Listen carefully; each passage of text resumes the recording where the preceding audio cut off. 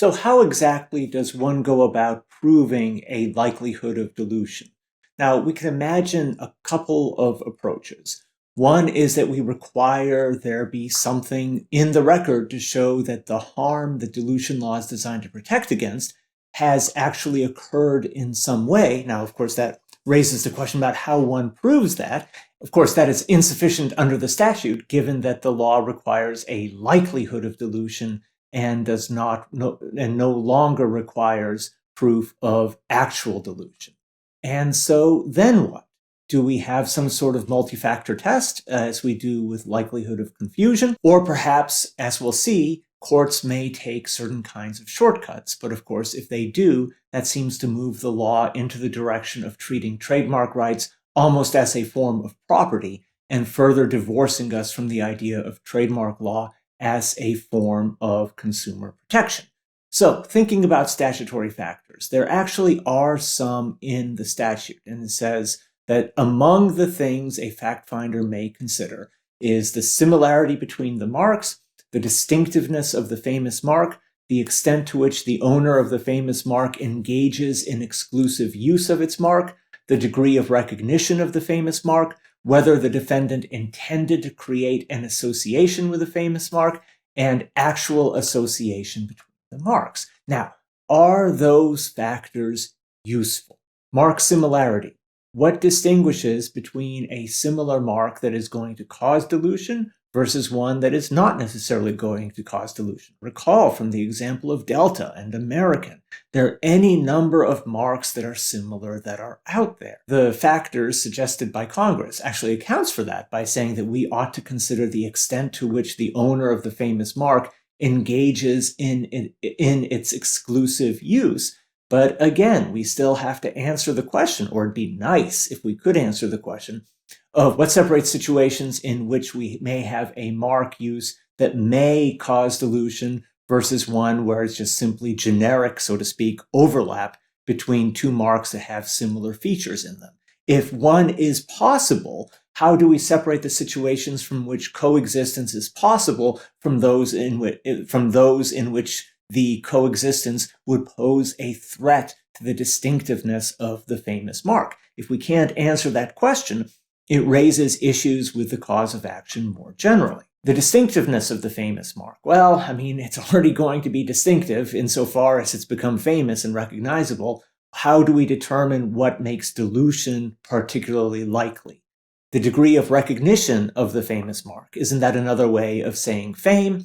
Whether the defendant intended to create an association with a famous mark. What does intent mean in the context of dilution? And then, of course, talking about an intent to create an association or any actual association between the marks. Hey, great. Except that, remember, association is not what is required for the dilution cause of action.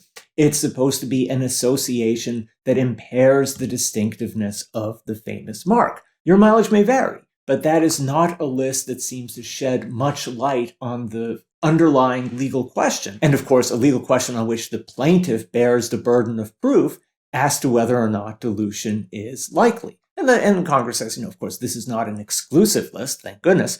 And there's other factors that may be considered. A court may consider all relevant factors and, includes that list, and may also include other things like, a survey. And then it gets into the issue of how do you prove or establish dilution on a survey. So there's a case that I want us to consider right here, and that's Visa International Service Association versus JSL Corporation. And so the plaintiff, of course, is Visa, the credit card company, and the defendant offers internet language education services.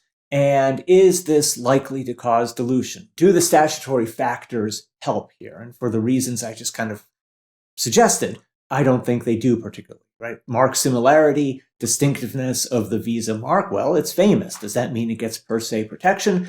The extent to which the owner of the famous mark engages in exclusive use. Now, there isn't a lot of other Visa products out there, but there actually is a Visa lighting company that does have a registration with the Patent and Trademark Office, so it's not 100% exclusive. the degree of recognition, right? Again, another way of saying that Visa is indeed a famous mark, whether the defendant intended to create an association with a famous mark, an actual association between the marks. And we don't have the court dwelling on that issue, on those issues here. So what is the harm in the eyes of the Ninth Circuit? And so the court tries to simplify things and says, look, dilution occurs when consumers form new and different associations with the plaintiff's mark, and just that fact alone diminishes the mark's ability to evoke the first product in the minds of consumers. So how do we go about establishing that that is at risk here? And so here again, we see a court taking shortcuts and says, look, the Visa mark is strong, the marks are identical. And because of that, surveys are unnecessary. There's some in the record, but we don't need to get into that mess.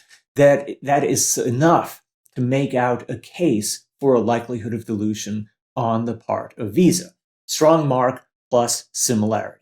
And the defendant says, quite reasonably, look, Visa is a word with a dictionary meaning, and it's a word in common everyday use. And of course, in the context of providing language services, Visa seems like a sensible kind of suggestive mark that one might choose. And the response of the court is that Visa's cause of action here is not targeting the use of the word in its original meaning.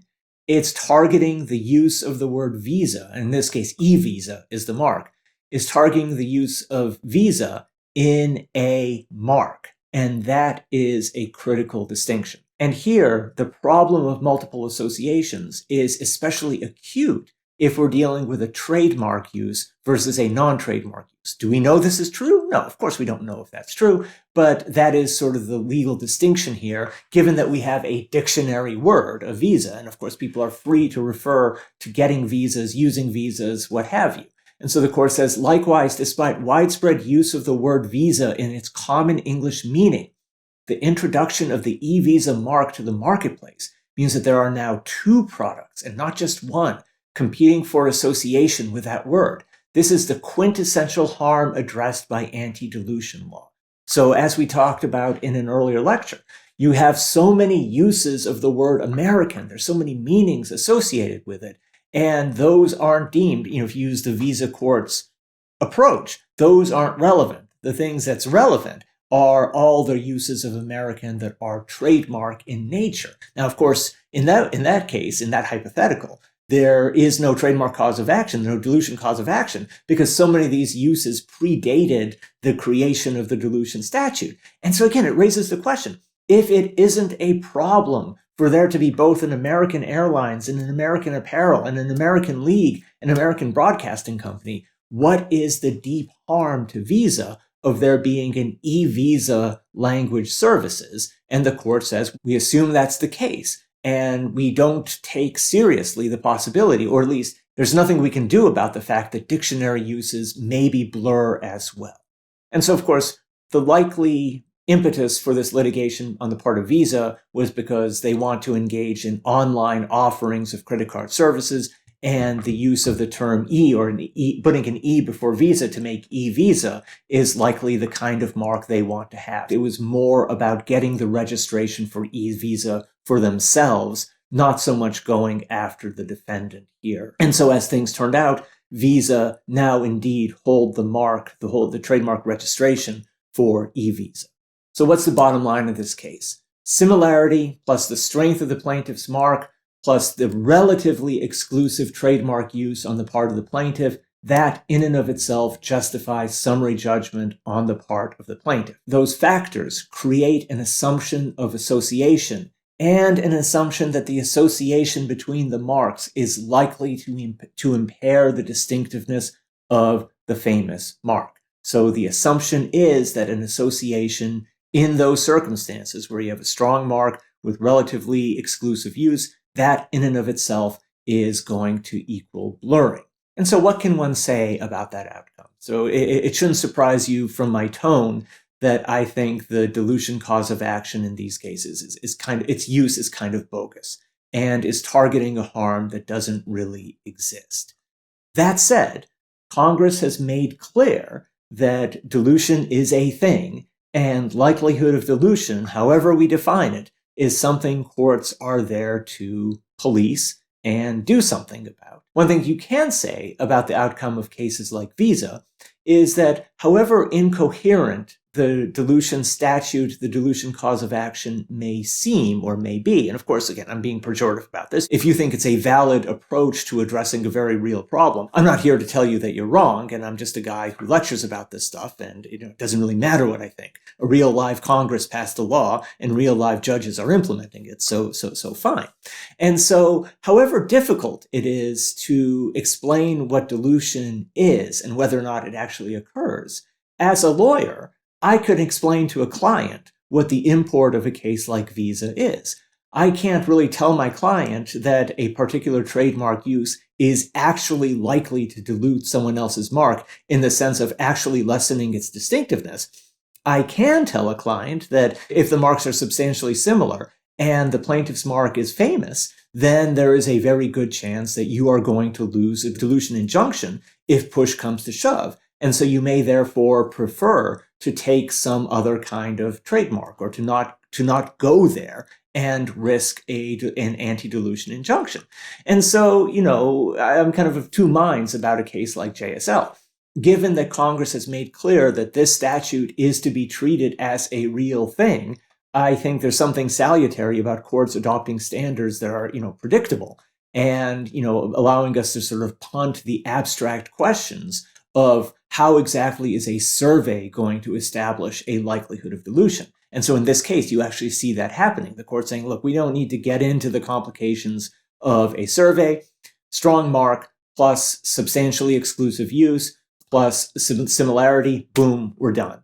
And, however unsatisfying that is from the perspective of the right to use non-confusing terminology, because again, you only need dilution, or dilution really does its work where there isn't a likelihood of confusion. So however unsatisfying the cause of action may be to those of us who are concerned of the free speech implications of trademark law policing non-confusing uses of terms, at the very least, the approach of cases like Visa can produce actionable advice for clients.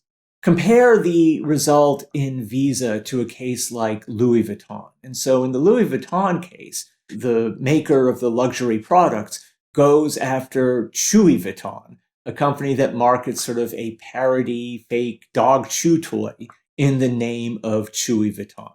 And there, the court actually rejects the idea that this is blurring. The plaintiffs say, look, anytime you're invoking our famous mark, that should be treated as blurring as a matter of law. And, you might think after reading a case like Visa that a court might favor that kind of reasoning, but the court rejects the claim.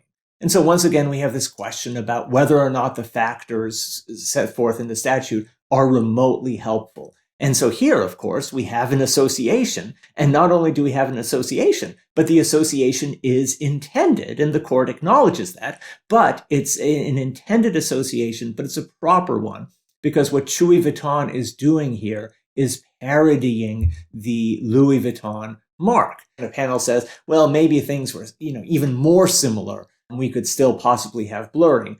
But here, the defendant's use sends the simultaneous message that it was not the source of Louis Vuitton's products.